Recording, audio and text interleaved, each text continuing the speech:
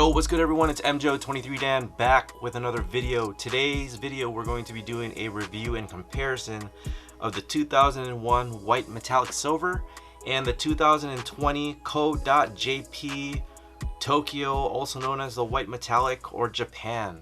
So in 2001 there were many variations of what we call retro plus. They had the white metallic, they had the white navy, also known as Air Jordan 1 retro pluses. And you'll see that as an indication on the box label here. You'll see the plus at the bottom.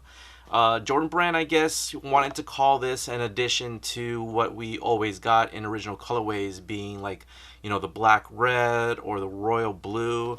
So the white metallic silver was something different that they introduced. So here we go with the 2020, and they came out with, you know, this gray and silver box, which I thought is a pretty, you know, nice addition. Looks like something from the 80s. Really appreciate Jordan Brand doing the different colored Jordan 1 boxes. That's very nice. So here's the box label of this, and you guys can pause the video if you guys want to read any of the details there. But the shoes were $170. Man, I believe in 2001, $79 here for you know, it being on sale. Not bad. It's hard to get like an Air Jordan 1 for $79. On the inside of the box, you get the regular tissue paper with the 2001, and you also get the retro card here, Jumpman, you know, over the skyline of Chicago. Very classic. On the back there, March 1985 explanation right there, and then, you know, all the shoes that came out up to that point, which would be with the Air Jordan 16. So retro cards are pretty cool. I do think that they should include these back into the releases. You know, maybe even discussing more of like the technology of the shoe, like more of the history of the shoe, because I think a lot of that stuff gets lost when you retro shoes. So, you know, people understand that it's a Jordan, but like the lineage and the understanding of like what it means to the collector, or like how they got to this point, I think that's important. So with the 2020 box, they have the paper in here with the throwback on there, 2001, and then they got the Jumpman and 2020. So they did pay, you know, tribute there. No retro card in this, no hang tag whatsoever. Let's get into the shoes. Alright, so the shoes themselves, I thought they did a pretty nice job with it. You know, the 2020 is very clean. The 2001 does have that age. So you'll see that the, you know, leathers, the nubuck leathers have, you know, changed over time with the 2001. You'll see like an indication of the threading there being aged, a little bit yellowed. I'm not sure if the camera will, you know, pick that up.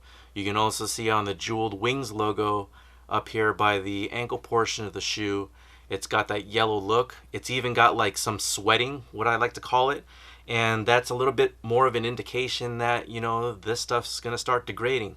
You know, these are plastics and they don't last very long, but I've been fortunate enough to be able to, you know, hold myself back and keep them dead stock. But you know, my motto usually is, if I have two pair, I will rock the second one. But you know, then as a collector and as I do with cards, you know, I like to keep stuff in pristine conditions. So over the years I haven't been able to wear this particular pair. But you know, this version of the Air Jordan 1 did come in a mid-cut fashion. So Jordan Brand did change that in 2001. It's always been a high. Jordan, as you guys know, has worn mid-cut shoes in the 80s for playing. So you'll see like a difference, you know, between like his player exclusives and then the regular versions that come out in high cut fashion, you know, on the retail side. So this actually came in a mid-cut form. Almost looks more like an SB shoe. It's got like heavy padding here in the ankle portions. They did something different with the tongue here. They, you know, had removed the nylon that's traditionally on the front side of the Air Jordan 1 and replaced it with leather. They also, you know, at this time also, Jordan Brand was becoming its own, you know, brand legacy, if you want to say, and they put the Jumpman on a lot of their products. So here specifically on the tongue, you'll see here on the front side of the 2001, you'll see the Jumpman, and then this double stitch that comes across. On the 2020 version, they brought back Nike Air branding, which is awesome. I love Nike Air branding. They removed the double stitch there and left the single stitch down below the tongue. Still kept it with that leather tongue here and had that cutout here for your laces. Now I thought this portion right here would actually cut through on the back side of the tongue. The back side of the tongue is nylon, but they did not have that. And also, you know, they did not have that on this. But traditionally, with Air Jordan 1s, they do like have that cutout for the laces right through the tongue. But in this case, they did not.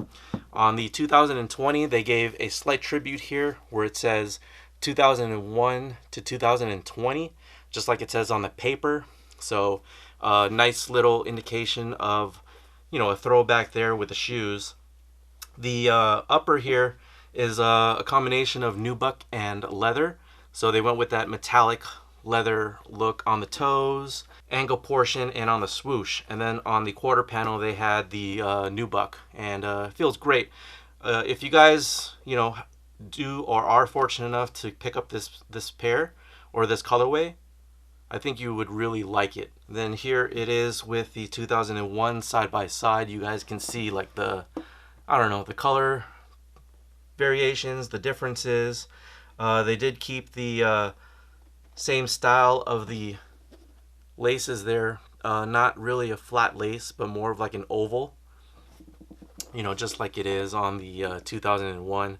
Only comes with that one set of gray laces, no other colors that come with the shoes. On the insole of the 2020, they do give you an ortholite insole, and it does say CO.JP with the Jumpman right in there, along with the size tag. It may be different for international pairs. Sometimes they have like a care sticker replacing the US sizing of the sticker there for the United States. But you know, this is a US pair, so it's gonna have the US sizing.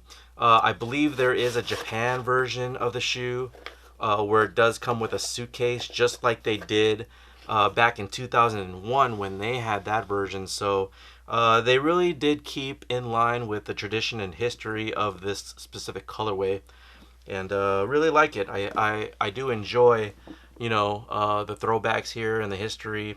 I think they made the 2020 version correct. So I do love highs. Mids are okay, but my preference is an Air Jordan 1 high always. So you can see the back here, the back leather tabs here at the back. It's wider on the 2001 versus the OG high cut. It's got like that squarish looking tab right there. And then also, you know, you can see like the size difference between the backs there. Bottoms, they changed the grays. This is more of like a darker gray on the 2001, and then they went with a lighter gray on the 2020. But, you know, other than that, I think the shoes are great. Let me know what you guys think in the comment section below. Were you guys fortunate enough to get this pair? You know, are there any other shoes that are on your radar for 2020? You know, August is going to be a pretty busy month. They're going to be coming out with the Denim 3s, and then they're also going to be coming out with the Union 4s. Man, what do you guys think about the Union 4s? But like, you know, until I have the shoe in hand, I give more of an honest opinion about them. But, you know, other than that, let's just keep it moving here. But anyways, thank you guys for watching. Hope to make some more videos and, you know, some other pairs that I picked up, you know, in the past couple months that I haven't been able to share. So stay tuned. Thank you guys again for checking it out, and I'll talk to you guys later. Take care.